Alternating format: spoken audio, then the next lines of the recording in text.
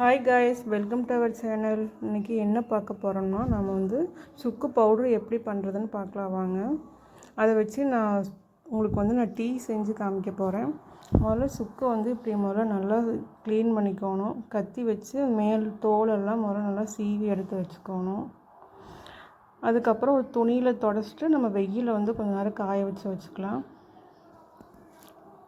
காஞ்சதும் இப்போ அது மிக்சியில் போட்டால் நல்லா அரைப்படாது. அதனால் ஒரு இடிகளில் போட்டு நல்லா 4 கொட்டி ஒரு பிளேட்டில் போட்டுக்கலாம்.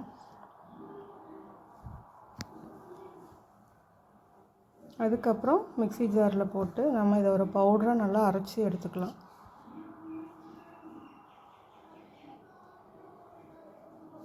இப்போ பவுடர் ரெடி. இது ஒரு ஏர்டைட் கண்டெய்னரில் நம்ம இதை ஸ்டோர் பண்ணி வச்சுக்கலாம். ரொம்ப நாளைக்கு வரும். இப்போ டீ போடலாம் வாங்க. பால், டீத்தூள் எல்லாம் போட்டு நல்லா கொதி வந்ததும் 2 ஸ்பூன் சுக்கு பவுடர் இதில் ஆட் பண்ணிக்கலாம். ஆட் பண்ணி நல்லா கொதி வந்தோடனே இதை நம்ம ஃபில்ட்ரு பண்ணிக்கலாம். உங்களுக்கு காய்ச்சல், சளி இருக்கிற போது இந்த சுக்கு டீ வச்சு குடிச்சு பாருங்கள், ரொம்ப நல்லாயிருக்கும்.